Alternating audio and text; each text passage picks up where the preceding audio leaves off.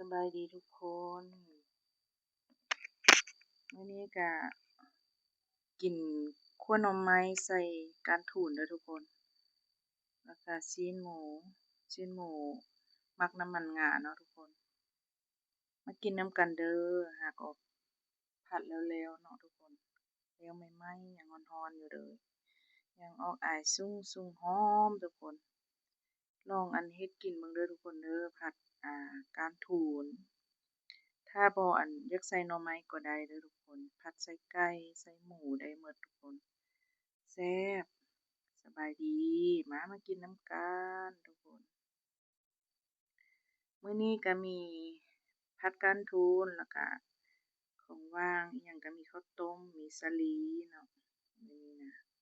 มากินน้ำกันเด้อบ่กินหยังหลายเนาะกินแบบบ้านๆธรรมดากินกับข้าวเจ้าหอมมะลินี่ก็หอมๆช่วงนี้ก็สิกินข้าวขาวเด้อทุกคนเพราะว่าข้าวกล้องข้าวหยังนั้นกินมา2 เดือนกว่าแล้วเนาะก็เลยว่าพักผ่อนหน่อยหนึ่งแล้วจังกลับไปกินอีกเนาะเพราะว่าตู้ซื้อมามันก็ยังอยู่เนาะก็สิมีสาลีมีข้าวต้มเด้อทุกคนเด้อกินข้าวนำกันเนาะก็พักไประยะหนึ่งเนาะก็แต่ว่าออกกำลังกายนี่ก็ยังออกปกติเนาะออกทุกมื้อเพราะว่าให้มันเป็นนิสัยของเราเนาะ ก็เลย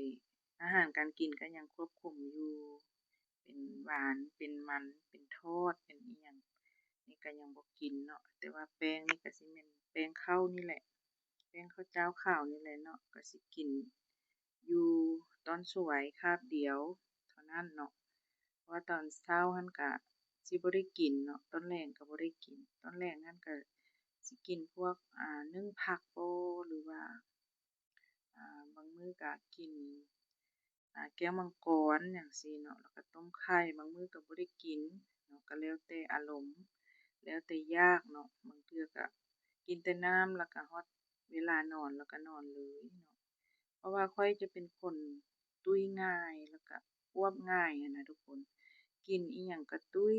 กินอิหยังก็ขึ้นไวเนาะมาช่วงหลังๆนี่ก็เฮ็ดเวียกหนักเนาะ เฮ็ดเวียกหนักบ่มีเวลาพักผ่อนตัดเครื่องเด้ทุกคนตัดเครื่องช่วงเวลาที่ว่าใกล้ๆสิออกพรรษาแล้วจะมีเครื่องลูกค้ามาตัดนำหลายหลายแล้วข้อยก็สิบ่มีเวลาเนาะแม้นแต่กินข้าวข้อยก็บ่มีเวลาก็บางเทื่อก็ลืมกินข้าวจนไปฮอด1โมง2โมงจังได้กินข้าวเนาะบางเทื่อมันก็เฮ็ดให้สุขภาพบ่ค่อยดีปานใดก็ได้เข้าไปห้องหมอไปเช็กสุขภาพเนาะก็เลยไปเจอว่ามีไขมันมีน้ำตาลขั้นเริ่มต้นเนาะแต่ก็บ่ถึงขั้นว่ามีหลายหั้นนะทุกคนแต่ว่าท่านหมอเพิ่นก็บ่ได้ให้ยาบ่ได้ให้ยามากินให้เราควบคุมอาหารออกกำลังกายสม่ำเสมอบ่ให้กินหวานบ่ให้กินทอดบ่ให้กินมันเนาะพวกแป้งพวกหยังให้ตัดออกไปเพิ่นบอกเนาะ เราก็เลยว่าเราก็มาเฮ็ดตามเพิ่นเนาะมาเฮ็ดตามเพิ่นออกกำลังกายมาก็ได้3 เดือน3 เดือนสิเข้า4 เดือนมานี้แล้วเนาะก็รู้สึกว่าเห็นผลทุกคนหลงเนาะข้อยจะหลงอยู่ประมาณอยู่5 กิโลแต่ว่ามาเข้ามาเดือนนี้ข้อยยังบ่ได้ชั่งว่ามันสิได้ลงได้จักกิโลเนาะแต่ว่าเสื้อผ้าที่ตัดไว้ก่อนเป็นผ้าสิ้นเบาะ เป็นเสื้อเบาะสิที่ตัดไว้ก่อนมันนุ่งบ่ได้แล้วทุกคนลมแท้ลมว่านุ่งไปวัดมื้อนั้นก็จนสิเหี่ยสิ้นหั้นน่ะลมหลายทุกคนแต่ว่าก็บ่เป็นหยังค่อยเป็นสร้างเนาะค่อยปรับแต่งเอาเองได้เนาะมันล่มค่อยก็หยิบเข้าว่าซี้สิ้นก็ถ้ามันล่มข้อยก็ยับเข้อเข้าเนาะถ้าตุ้ยข้อยก็ยับเข้อออกเนาะค่อยเฮ็ดได้ก็เป็นสร้างตัดเครื่องเนาะ ข้อยก็อยู่แต่ในเรือนทุกคนบ่ได้ไปไสที่จริงเขาเจ้าบอกข้อยว่าเจ้าคือบ่เฮ็ดคลิปตัดเครื่องตัดหยังเนาะข้อยอยู่ผู้เดียวข้อยถ่ายบ่เก่งว่าซั่นซะเนาะข้อยถ่ายบ่เก่งช็อตนั้นช็อตนี้สินะบางเทื่อข้อยถ่ายตัดต่อก็บ่เก่งเด้ข้อยก็เลยว่าเฮ็ดคลิปกินเอาก็ฝากช่องหน่อยเด้อทุกคนช่องน้อยๆก็ ช่องวิรมนพากินพาเที่ยวแล้วก็ช่องมีช่องเพลงเนาะอ่าวิรมนสร้างเพลงแบบม่วนๆซึ้งๆเนาะไปหาคนฟังกันเด้อถึงว่าสิเป็นช่องน้อยๆบ่มีผู้ติดตามหลายแต่ก็เต็มใจเฮ็ดเต็มใจอ่าเฮ็ดให้ทุกคนได้เบิ่งได้ชมเนาะขอบใจทุกคนเนาะที่มาเป็นกำลังใจแล้วก็เป็นกำลังใจตลอดมาก็ขอให้ฮักน้อยๆแต่ให้ฮักนานๆเด้อทุกคนเด้อขอบใจหลายๆที่มาเบิ่งมาชมมาเบิ่งมาแยงเนาะก็สิบ่มีอาหารหรูหราอิหยังดอกบ่มีอาหารหรูหรามาเฮาบ่ได้กินอิหยังหลายเนาะเพราะว่าเฮาก็อยู่เรือนเนาะก็กินแบบธรรมชาติแบบที่เฮากินอยู่เรือนธรรมดาทั่วไปนี่แหละบ่ได้กินอลังกอกอลังการคือคนอื่นดอกเพราะว่าเฮาก็รักษาสุขภาพอยู่ก็ยังบ่อยากกินแบบสุ่ม4สุ่ม5หั้นน่ะเนาะแบบ